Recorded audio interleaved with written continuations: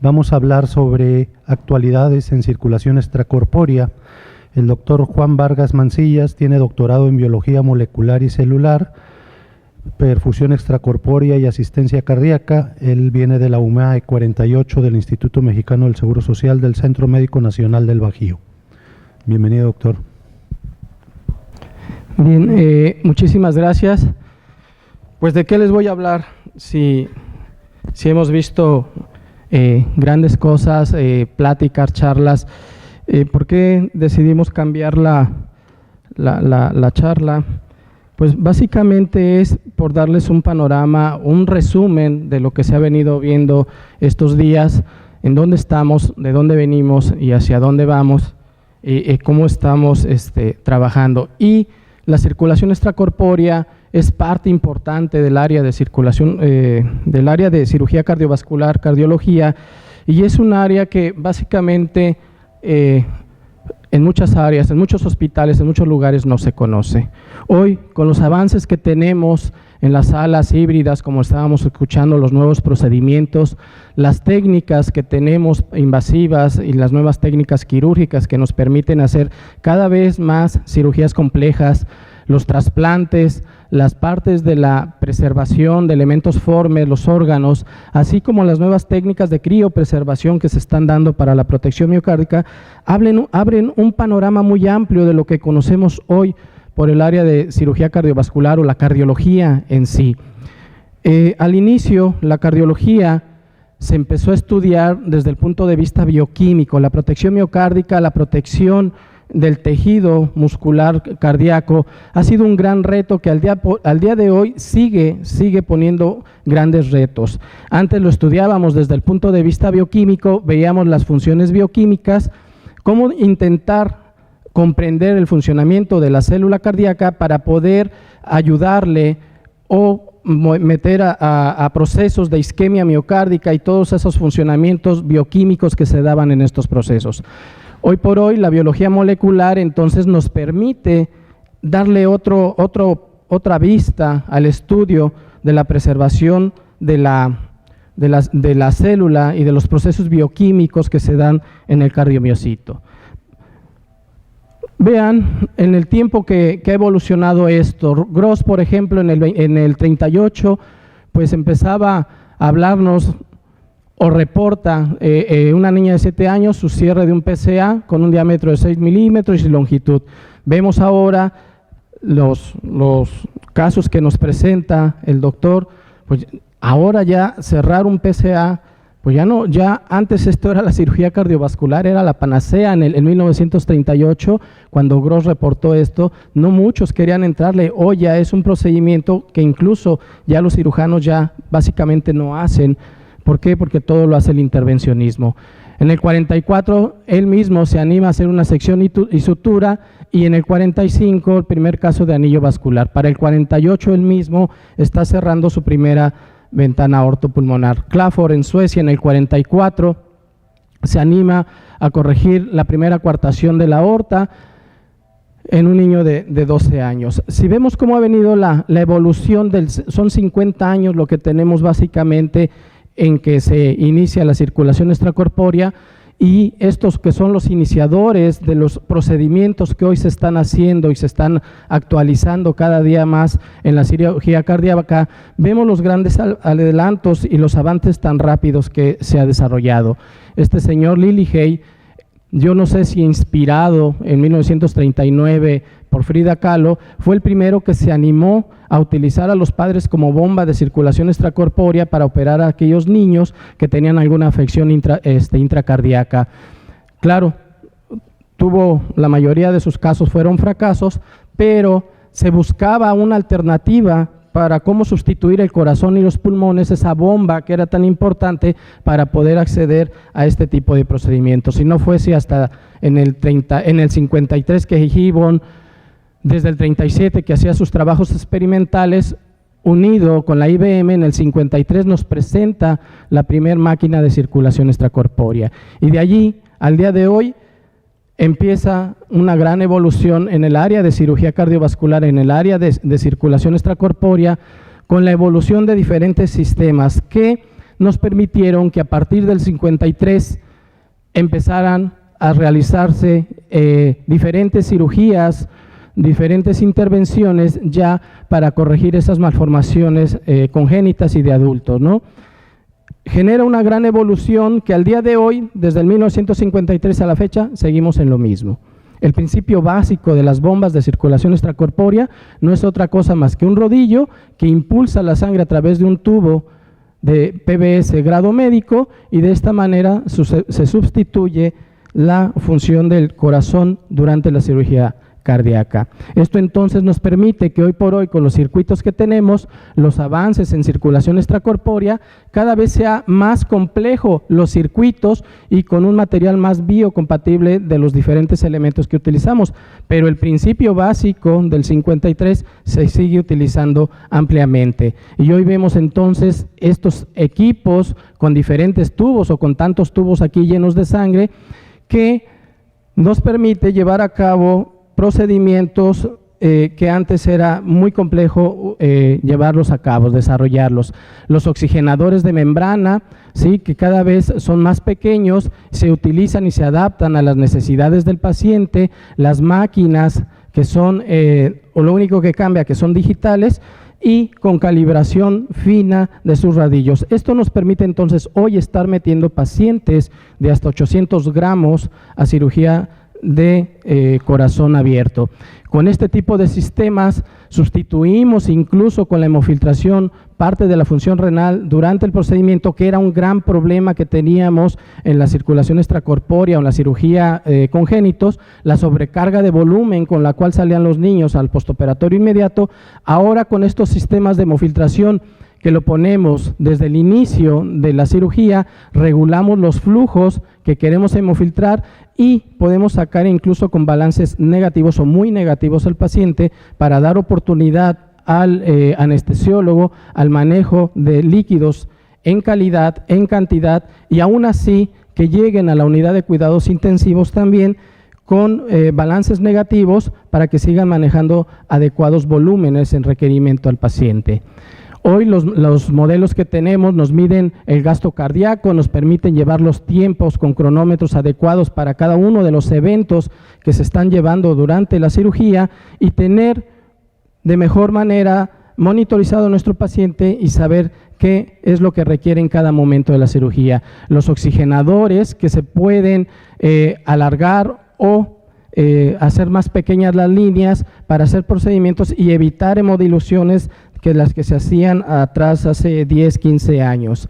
Todo esto entonces, toda esta tecnología nos lleva a que antes el reto de la circulación extracorpórea era mantener los elementos formes de la sangre. Si se acuerdan, allá hace unos 10, 15 años todavía los oxigenadores de burbuja o los oxigenadores de membrana que en un inicio salían los pacientes con una hematuria que les tardaba 3, 4, 5 días y era muy difícil controlar justamente la cremación de los elementos formes de la sangre, la activación de complementos, los sangrados, que muchos de los sangrados que ingresaban a quirófano no eran sangrados quirúrgicos, eran ya coagulopatías generadas por la misma acción de los tubos del oxigenador y la mala calibración que se tenía en ese entonces. Hoy por hoy ha cambiado.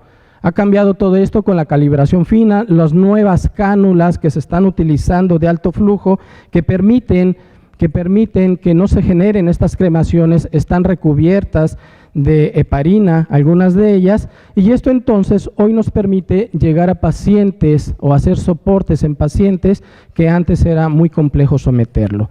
De tal manera que ahora la circulación extracorpórea no se limita exclusivamente a los procesos de cirugía cardiovascular o dentro de un quirófano o al ambiente dentro del quirófano. Ya sale a las unidades de cuidados intensivos, los soportes que se hacen en la unidad de cuidados intensivos a los pacientes permiten que estos sistemas entonces sean muy amigables y da un paso más hacia el mantenimiento o el soporte de los pacientes que requieren de estos sistemas para seguir adelante.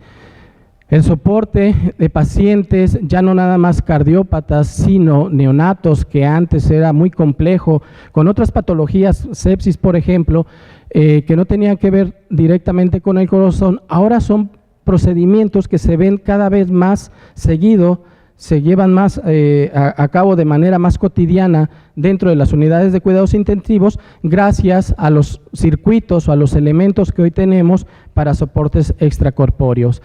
En las salas de hemodinamia también los soportes por vías femorales, antes también era complejo si fallaba la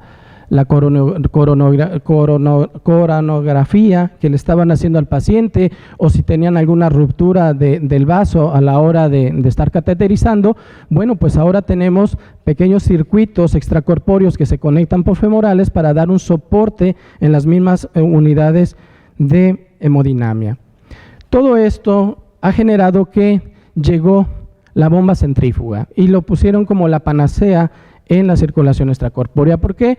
Porque no tiene un rodillo que oprima el tubo y esto evita la cremación de los elementos formes. Hoy por hoy, los estudios que se han realizado en relación a este tipo de sistemas demuestran que no tiene ninguna ventaja en relación a los rodillos que se están utilizando en la circulación extracorpórea convencional, ¿no? Hay un verdadero reto que hoy por hoy se sigue trabajando. Yo, en lo que tengo de experiencia, pocos grupos vuelven a ver este problema y es la preservación miocárdica.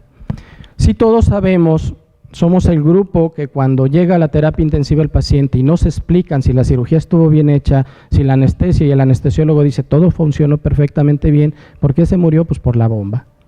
Y luego, incluso hay lugares que se dice, ¿cuánto tiempo estuvo de bomba? No, pues 4 horas. No, pues, como que el tiempo de bomba es inversamente proporcional a la muerte del paciente, ¿no? ¿Cuánto de pinza? 3 horas. No, pues 3 horas, 4 horas, pues este paciente no hay mucho que hacerle porque lo toman como inversamente proporcional a lo que realmente pasó. Decirles que la bomba, hay procedimientos, el ECMO dura 3, 4, 5, 6 días y los pacientes salen adelante. No es la bomba, sino es esta parte que se ha dejado olvidada y que en el área de cirugía cardiovascular nos casamos justamente con una prueba que se hizo o con un postulado que se investigó, porque se han trabajado y se siguen trabajando con diferentes soluciones cardioprotectoras como el HTK, el custodiol, la de St. Thomas, Eurocollins, la casera, la del instituto, la de cardiología, la de la raza, y sigue fallando el corazón. Seguimos teniendo los mismos problemas. El corazón, sea sanguínea, la cardioprotección, sea cardioplegia cristaloide, sea caliente, sea fría, sea combinada, seguimos teniendo problemas. Se tiene que pinzar la aorta necesariamente para hacer el arresto. Ya sabemos, dominamos ya las técnicas de circulación extracorpórea, los materiales ya son amigables, ya no produce hemólisis como se producían anteriormente. Ahora ya sabemos cómo parar el corazón, las concentraciones de potasio que deben de llevar las soluciones. Paramos el corazón, las presiones de infusión ya las dominamos, pero viene el gran problema, que todavía seguimos teniendo falla cardíaca posterior al procedimiento quirúrgico. La protección miocárdica es algo que hoy por hoy es un verdadero reto a la cirugía cardiovascular y es a lo que hay que voltear a ver qué es lo que tenemos que hacer. Paramos el corazón, perfecto, lo hacemos bien, pero ¿cómo cuidamos ese corazón para regresarlo a su función mecánica y eléctrica desde el punto de vista molecular para que no sufra y nos dé la respuesta que realmente estamos buscando posterior a la corrección? Y esto es, más o menos en los 60, en el 53 empieza la cirugía cardiovascular, en los 60 justamente se empieza a parar el corazón con soluciones altas en potasio, y luego en los 60 llega el doctor Krebs y nos habla del ciclo del ácido tricarboxílico, el ciclo de Krebs. Y entonces el doctor Krebs nos habla del ciclo de Krebs como la bioenergética de la célula, y el área de cirugía cardiovascular de esa época se casa con la bioenergética del doctor Krebs. ¿Y qué nos dice? Que es la vía catabólica común en la oxidación de los azúcares, ácidos grasos, aminoácidos, y que todos convergen justamente a la formación de acetilcoenzima A. Luego nos dice que el producto final es el NAT y el FAT.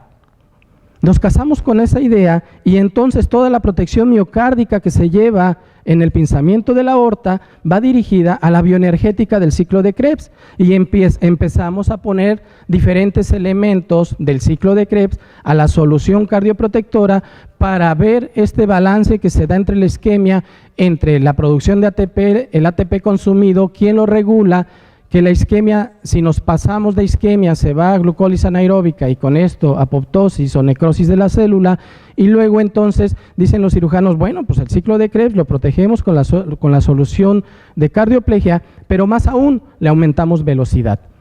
Y viene la velocidad de los cirujanos, y de verdad que son muy diestros los cirujanos y hacen pinzamientos de 5 minutos, de 10 minutos, pero ¿cuál es el resultado? Sigue fallando el corazón, aún y con 5 minutos de pinzamiento de la aorta. Y seguimos teniendo corazones aturdidos con el pinzamiento de la aorta. Esto es una microfotografía de una contracción miocárdica, de cómo se lleva la contracción miocárdica. El trabajo pareciera muy sencillo y aquí vemos que el 90% de la energía que gasta esta fibra al contraerse se va en el trabajo electromecánico que genera el corazón. Y solo el 10% de toda la energía de la producción de ATP se va para la hemostasia o para el consumo propio del músculo cardíaco. ¿Cuál es el trabajo en cirugía cardiovascular? Preservar este 10%, porque este 90% está en arresto completamente generado por el potasio y las soluciones frías que utilizamos para preservarlo. En 1978 pasa de ser desapercibido el doctor Peter Mitchell, premio Nobel, porque él nos da la verdadera bioenergética. Y es algo que no hemos volteado a ver en cirugía cardiovascular, en el área de la preservación. La verdadera bioenergética, que es la cadena de transporte de electrones, la segunda parte de lo que describió el doctor Krebs. ¿Qué hace esto? 4 subunidades dentro de la célula donde el FAT y el NAT que se producen realmente en el ciclo de Krebs se van a metabolizar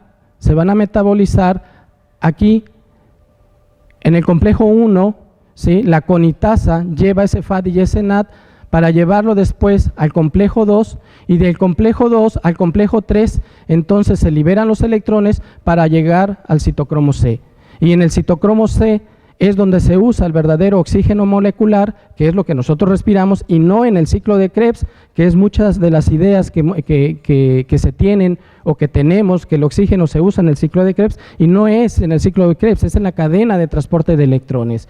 Y luego aquí es donde realmente se liberan los radicales libres de oxígeno que se van a tomar o que se van a producir más bien en el ciclo de la isquemia. ¿Por qué? Porque este proceso de la cadena de electrones no se para, no se detiene con el frío. ¿Se disminuye? Sí se disminuye. Más aún, no hay un aporte de oxígeno cuando tenemos células que trabajan altamente con presencia de oxígeno, que es el cardiomiocito. Y luego entonces empieza a producir ATP, pero si se produce mayor concentración en el complejo 4 de radicales libres de oxígeno, cuando llega el oxígeno molecular de la reperfusión miocárdica, entonces libera todos esos radicales y entonces genera la lesión del cardiomiocito y eso nos da por resultado una lesión en el miocardio más importante. Pero aquí se sigue produciendo ATP y si no se aporta el oxígeno molecular y se disminuye, sigue trabajando esta maquinaria. Es allí donde nosotros nos enfocamos y queremos trabajar. En Estados Unidos la FDA prohibió o acaba de prohibir este barbitúrico. Resulta que los anestesiólogos usaban el amobarbital en la inducción anestésica y empezaron a ver que en pacientes cardiópatas que eran sometidos a cirugía, pero no de cirugía cardíaca, una cirugía de ortopedia, de estética, cualquier otra cirugía, pero eran cardiópatas y los inducían con amobarbital, fibrilaban y se morían. Y tuvieron muchos problemas con este fármaco porque fibrilaban y se morían los pacientes. Cuando la FDA lo prohíbe, resulta que el doctor Kunchem empieza a estudiar qué efecto tenía el amobarbital para causar ese problema en los pacientes cardiópatas y que los llevaba a la muerte. Y resulta que este barbitúrico bloquea completamente el complejo 1 de la cadena de transporte de electrones, pero lo bloquea de manera secuencial. Lo bloquea y después de 15 minutos que tarda el efecto, se inhibe el efecto del fármaco y la cadena de transporte de electrones sigue caminando. Se vuelve a echar a andar la cadena de transporte de electrones. Si se para desde el complejo 1 la cadena de transporte de electrones, el complejo 4 entonces ni va a consumir oxígeno molecular ni va a producir radicales libres de oxígeno. Y por ende, entonces los electrones que manda al ATP-ASA para producir ATP, pues no se va a producir porque toda la cadena está completamente parada. Entonces, en base a lo reportado, lo que nosotros estamos haciendo en el laboratorio es justamente probar el amobarbital. ¿Qué hacemos?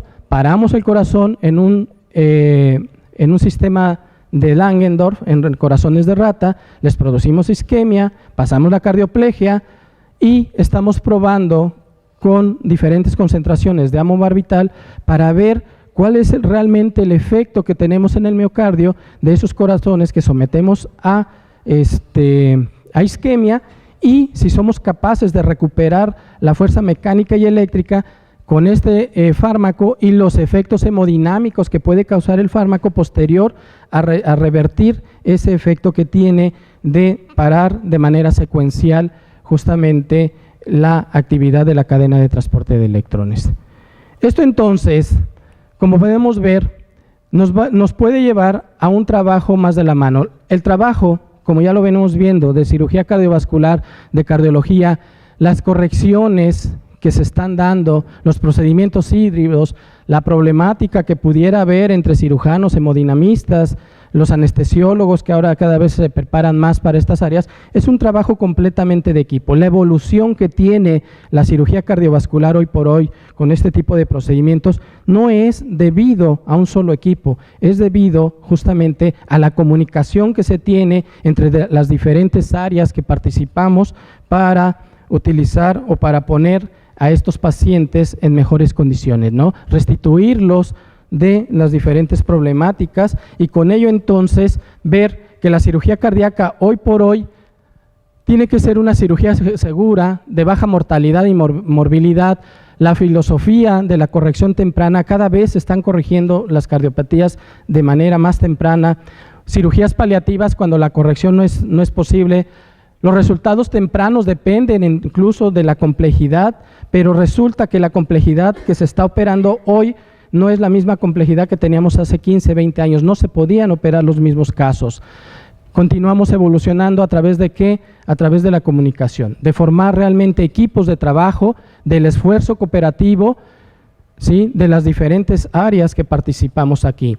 Hoy por hoy también ya no nada más nos quedamos en la clasificación que si son cardiopatías congénitas cianógenas o no cianógenas. Ahora tiene que ver completamente cómo la cardiopatía y la atención que se le va a dar son cardiopatías con fisiología de cortocircuito sistémico y pulmonar o aquellas con fisiología de separación de las circulaciones sistémicas y pulmonar. Mucho del tratamiento posquirúrgico se basa justamente en estas clasificaciones, en este comportamiento, porque son comportamientos diferentes del paciente. Es individualizar el tratamiento a cada uno de ellos y ver qué es lo que realmente necesita. Las diferencias o las variables preoperatorias, tanto pediátricos como adultos, edad, peso, si tiene prostaglandina, si tiene una hemorragia intraventricular previo a la cirugía, hipertensión pulmonar, las fracciones de expulsiones, de acortamiento.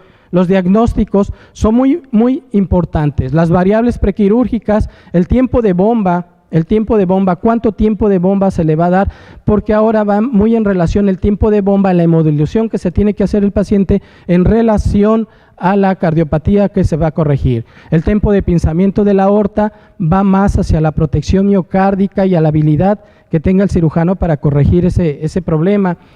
El paro circulatorio con hipotermia profunda, que hoy por hoy ya es poco los grupos que lo hacen, ya casi no se está utilizando.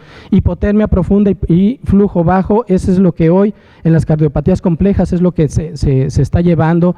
La mayoría de las cardiopatías se atienden o se operan en normotermia y hoy por hoy la cirugía de bomba también ya es un procedimiento muy común. Cirugía paliativa o correctiva va a depender para adaptar las necesidades, qué es lo que tiene ese paciente. Las variables postoperatorias, los cierres diferidos, la extubación inmediata, que hoy por hoy el fast track ya es una técnica propia de los anestesiólogos en las salas de cirugía de corazón, y muchos de los pacientes ya salen extubados. Hematocritos elevados, aun cuando antes la hemodilución y las hemodiluciones extremas era lo que se llevaba a cabo en la cirugía de corazón. Hoy no, hoy la tendencia es siempre hematocritos elevados, hemofiltración para balances negativos y hemofiltración continua desde que el paciente entra a la circulación extracorpórea e incluso posterior a la misma con la hemofiltración invertida, que es lo que se tiene que estar haciendo. El uso hoy por hoy de diferentes tejidos criopreservados, seguimos teniendo problemas con la industria sin hacer válvulas o injertos adecuados para los pacientes, las diferentes edades que tenemos en los neonatos lactantes, pero sí que tenemos tecnología de criopreservación de diferentes injertos que podemos echar mano de ella. Vasos largos que se pueden adaptar para diferentes correcciones. Las tendencias de los anestésicos, del manejo de la anestesia, mantener estabilidad hemodinámica, la oxigenación, ventilación, relajación muscular y una adecuada analgesia. La analgesia es básico hoy, se tienen una relajación adecuada, un aporte de oxígeno adecuado y además como las saturaciones venosas arteriales se mantienen, la utilización de nuevos fármacos que se están utilizando para que sean fármacos de corta acción. La inducción anestésica con hipnóticos de acción corta, opiáceos como fentanil, alfentanil, relajantes musculares que nos permitan rápidamente recuperar ese paciente y sobre todo una buena analgesia, ¿no? Mantener la analgesia satisfactoria y ya no mantenerlos dormidos o en planos profundos anestésicos en la terapia intensiva.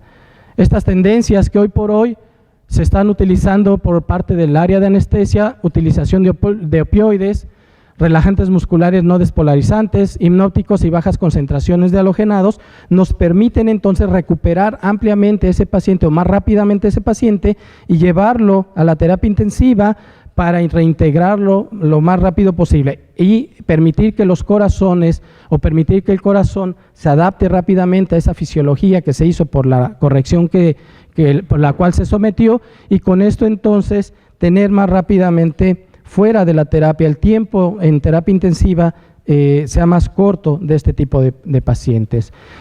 ¿Cuál es la tendencia en la bomba? Mantener flujos o índices cardíacos elevados durante toda la cirugía, ya no bajar el índice cardíaco, los flujos que estamos dando. Hipotermia moderada o normotermia. Hematocritos por arriba de 38, hematocritos elevados para asegurar un buen aporte de oxígeno durante toda la cirugía. La protección miocárdica sanguínea con equipos de cardioplegia y reperfusión miocárdica caliente con antioxidantes y enriquecidos con glucosa, manitol para como quelantes de radicales libres de oxígeno y regresar nuevamente ese corazón a las necesidades bioenergéticas que tiene y aportárselas en su reperfusión.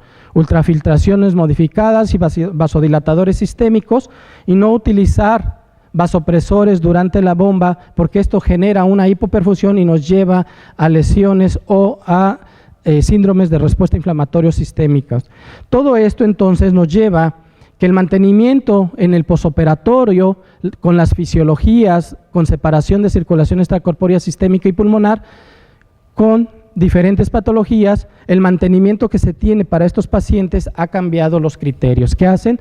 Mantener discreta alcalosis, no permitir hipoxia, optimizar siempre la frecuencia cardíaca ayudada del marcapasos si es necesario, tener presiones venosas centrales elevadas, vasodilatadores sistémicos y mantener siempre hematocritos elevados. En el caso de pacientes con fisiología con cortocircuito sistémico pulmonar, hematocritos aún más elevados, más concentrados, no utilizar vasodilatadores sistémicos porque aumentamos el cortocircuito menor, PCO2 40-45, incluso 50 para mantener la vasodilatación pulmonar y FiO2 no mayores a 70%. Todo esto entonces nos lleva a que la circulación extracorpórea, la cirugía cardiovascular, a dónde estamos yendo, a dónde estamos trabajando, es una comunicación constante entre los diferentes equipos que participamos para este tipo de pacientes y decirles que sigamos trabajando, sigan trabajando, porque estas áreas tan fascinantes nunca se acaban. Gracias.